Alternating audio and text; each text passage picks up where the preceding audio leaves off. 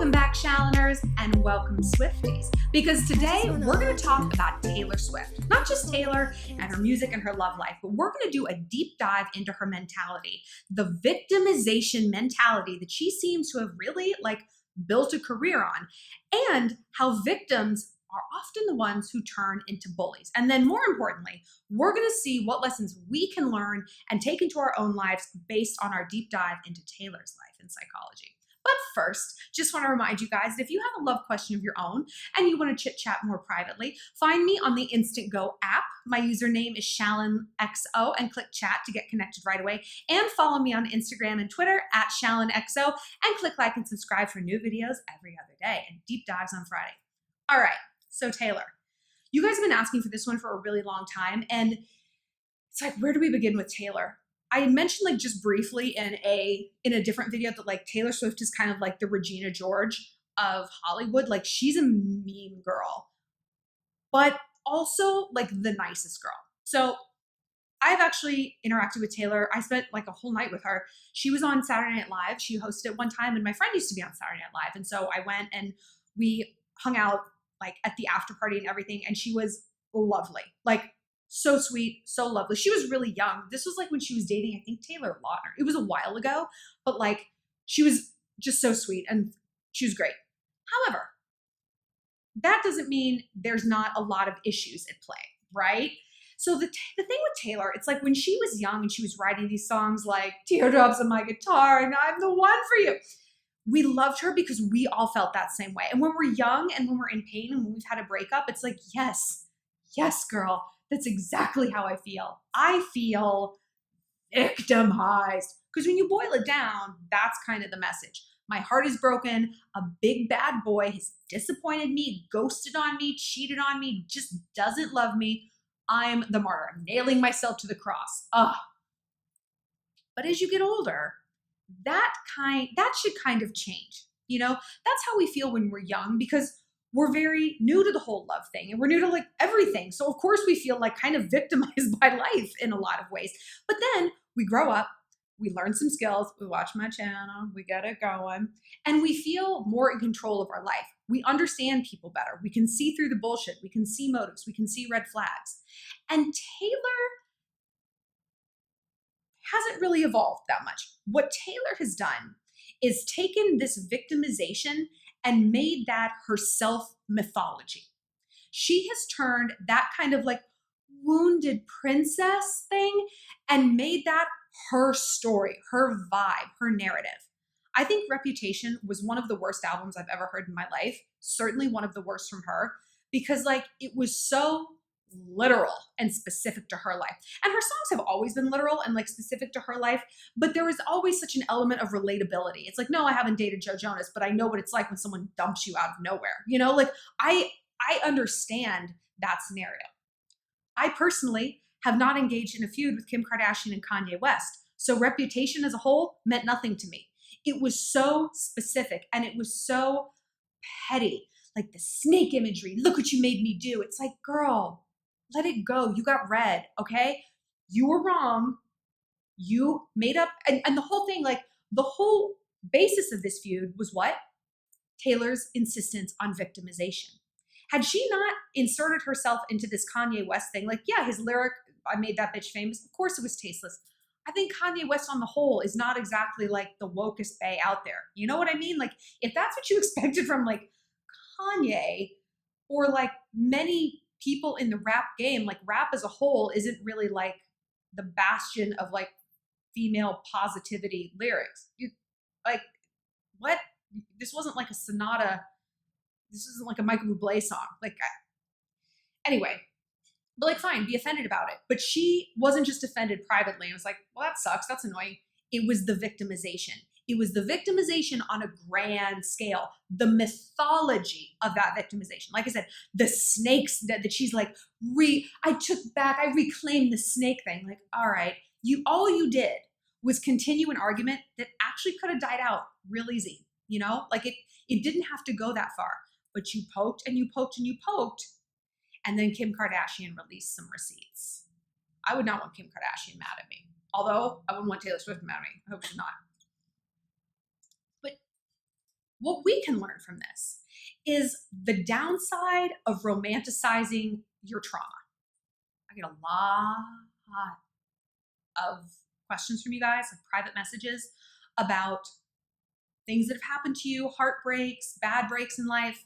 And it is obvious to me that that's how you define yourself now. I'm not saying that what happened and the bad things that happen to us in life aren't valid. And I'm not saying that they're not worthy of like introspection and we need to downplay them to make other people feel comfortable. No, but we cannot use that. That can't be our thumbnail image. You know what I mean? That can't be the recap. It's like, well, I have anxiety. Nobody gives a shit. Nobody cares. That doesn't make you interesting.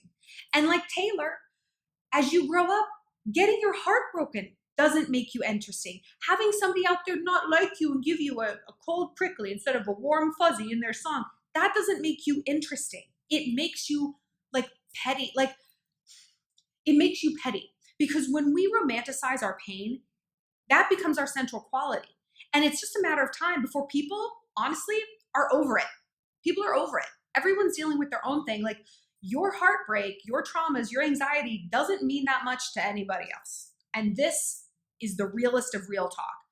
And hey, I've been there. I was like depressed for a while and I was like shocked that the whole wide world didn't stop on its axis and reorient around me. I just could. How dare you? How dare my friends start pulling away that they're tired of this?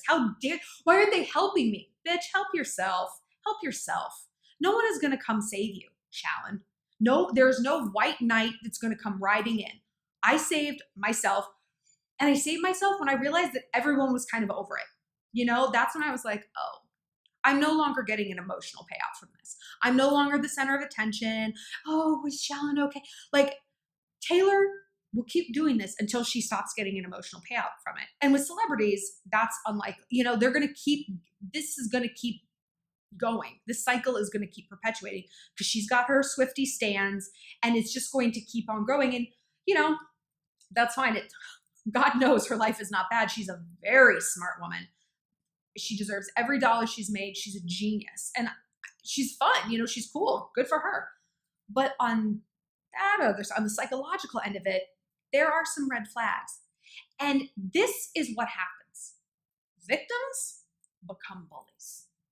What do I mean? That doesn't seem right. Because we all know, like the studies show that like bullies, you know, if someone's bullying you in high school, we always think, oh, the bully, they're the sad one. No. Studies show overwhelmingly bullies have an extremely high level of self-esteem because a lot of times they're psychopaths or they're sociopaths. But then there's another type of bully. There's the victim bully. There's the Swiftie bully. There's the mean girl bully. And I don't mean mean girl like Regina George, because Regina George is like just plain old narcissist. You know, she was just like sucky and very one-dimensional. I bet you have a victim bully in your group of friends.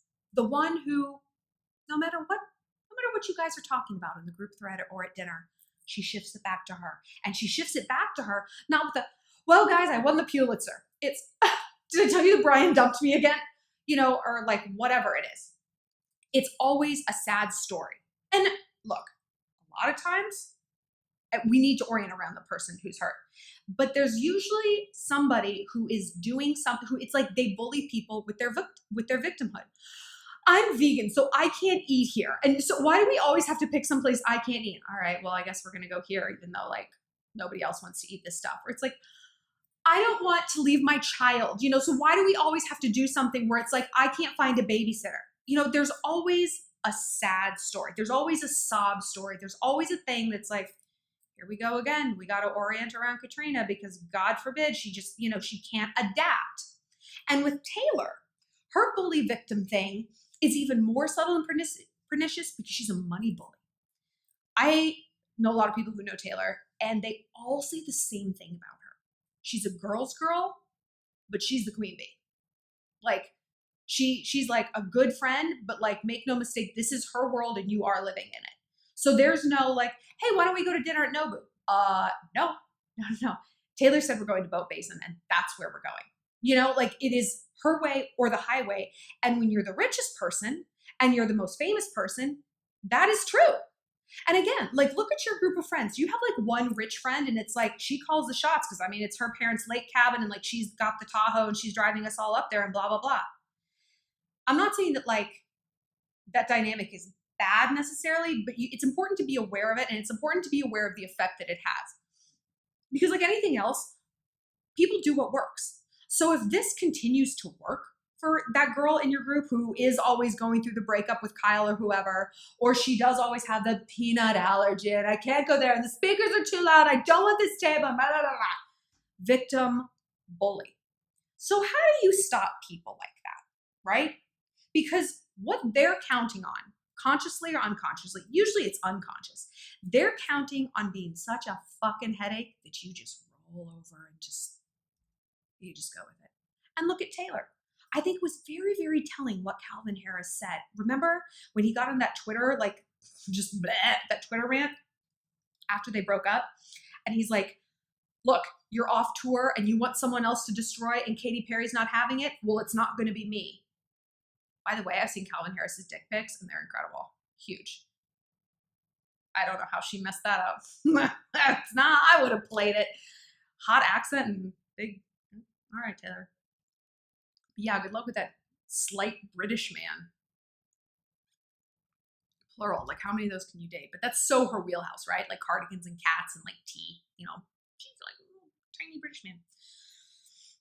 Where's I going with this? Oh yeah, how to stop these people. So like Calvin Harris was calling her out. And that is not something she expected because usually when Taylor gets a bee in her bonnet and she's got an enemy, it's Joe Jonas or so-and-so hurt her, the little princess. I mean, she won't give it up and they back off. Now there's other elements, of course, to this dynamic because she has like a fan army and she has money to pursue court cases or whatever it might be. But Calvin Harris didn't roll over and Kim Kardashian didn't roll over. And she got her ass laid out, you know? Like I think Calvin and Kim were the clear victors in those situations. Even Katy Perry. Remember when Katy tweeted that Taylor was Regina George in sheep's clothing? Yeah. So how do you deal with this if you don't have a fan army? You know, if you're not Calvin Harris, if you're not Kim Kardashian with like receipts. Okay, so there was a person who was like this in my old group of friends, hence my old group of friends. There's nobody like this in my current group of friends, thank God. Because we just like don't put up with this shit. But we dealt with it with the previous friend. Let's call her Hannah. It's not her name. It's close. Like I would call her out consistently on things. And then I found that I was being targeted, you know, not just by her, but by her little minions. Like I didn't realize how much power she held in the group because a lot of people buy into that victim dynamic. Why? It's familiar to them. Maybe their mom was the consummate victim. The mom, all moms are martyrs to a degree. You know, I mean, they deserve to be, right? They really do sacrifice a lot. But somehow that was familiar. And everybody else in the group, not everyone, but the people who sided with Hannah were like, Shallon, how could you call her out on this? She has an alcohol problem. She has a drug problem. She actually didn't. She was like literally faking it. It was very bizarre. It was back in college. And I was like, I'm not the crazy one. I'm not the manipulative one. I'm not the one who it's like my way or the highway. I'm putting up boundaries and I'm saying this behavior isn't acceptable and I'm the bad guy. Yeah, I was. And you know what? After I was so hurt and offended and insulted, I was happy because now I could see clearly. Now I could see clearly exactly who that person was, who Hannah was, where my other friends is not even their loyalties lie, but their complexes. I'm like, oh, you want someone kind of sick and toxic and twisted and a bully. I actually don't. That's not familiar to me. That's not a dynamic I have grown up with. It's not a dynamic I enjoy. I'm not doing this. And I would rather be alone and at peace and within my healthy boundaries than have friends who actually aren't. And I wonder if that happened with Taylor's squad. Because think of how insulting it would be if you were like Carly Kloss or Martha Hunt, like a bad bitch on your own, and all people knew you as was Taylor Swift's friend. Like, excuse me? I am not a character in anyone else's play. I I am the star of my own play. You're the star of your play. I don't just exist as like an emotional or social seat filler for someone who is better and bigger than me. That's crazy. So I wonder if somebody within that group, I kind of wonder if it was like Ryan Reynolds, who was like, Blake, enough. Why? You're not doing this anymore. I kind of wonder if it was someone who was just like, no, Taylor, I don't want to do this. No, I don't want to like be mean to like this random celebrity because you don't personally like them. Like, I'm not your gun for hire. I'm not your heat-seeking missile. No. And I wonder if Taylor was like off with her head. Maybe, maybe not. But that spot evaporated real quick. I've heard that like she doesn't speak to any of them, you know? And I think people at some point, they just get sick of being told what to do. They get sick of being second fiddle. And like, they had it so much worse than we as normal people have it. It's like maybe their like popularity could like legitimately suffer. Like there could be some like public feud or situation or whatever, where it's like their follower count literally goes down. That doesn't happen in real life. Like, you are allowed to kick people out of your life who aren't positively contributing. And someone who is a victim mentality bully is not. Here's another thing about a professional victim. Guys don't like it. I'm always kind of shocked when Taylor like gets a new boyfriend. I'm like, really? Someone wants to date her? Like, she's funny and she's smart and she's a badass and she is, I mean, in person, she is gorgeous. She is gorgeous. Her skin is like nothing I've ever seen. It's where you get the term peaches and cream skin. She's stunning. But if I was a dude, I wouldn't want to date someone who's got that kind of reputation, who literally titled an album Reputation, you know? And okay, because a lot of times we have this idea that's like, we're going to find the misunderstood guy and we're going to love him. We're going to show him that's like, ooh, bad reputation. Like, guys don't really think like that. Shawn Mendes' song Bad Reputation set a very dangerous precedent. Guys don't think like that. They don't like the weird person with the bad reputation. It's just, dudes are very, they're kind of one-dimensional in that sense. Like, they're not branching out, and they're not branching out for someone who has a very bad reputation in precisely the category that they're seeking out. Why would you want to date someone who has a reputation for not only playing the victim in a relationship, but then writing scathing songs about you? That doesn't sound fun or sexy. That's not the kind of like crazy that they like. They mean crazy like she'll have a threesome, Taylor, I don't think Taylor does that. And to me, when I watch her new video for me, I mean, literally, it's all caps with an exclamation point and the word me. Like, is that not so kind of on brand? It's like, it's about me. Me. All right, do you need a Xanax? Like, what is going on? That's all sort of part and parcel with this professional victim mentality, because victimization is narcissism, right? And that's where they get you, is because you think, oh, like they just want love and they just want to give their love. No, girl, they want attention. And they will take positive attention when they're like flying high with a romance and singing these wonderful love songs, but they'll take negative attention too. Sure, they'll be a victim. They'll be a sad sack, a sad, spineless little wounded bird. Sure, that's fine. And they'll also take that in your group dynamic. It doesn't matter if they're the one fighting with the maitre d' because the table's too close to the bathroom and the whole restaurant is looking. It doesn't matter. Attention is attention is attention is attention. So look around in your life and see where those people are. And then you need to take measures. You are allowed, nay, have the obligation to repel people out of your life who aren't positively contributing to it, even if that person is Taylor Swift. For more, find me on the Instant Go app at ShallonXO and click chat, and follow me on Instagram at ShallonXO and click like and subscribe for new videos every week and a bunch in between. If you guys have more Taylor Swift questions, if you want a whole other video on her, I'm all ears.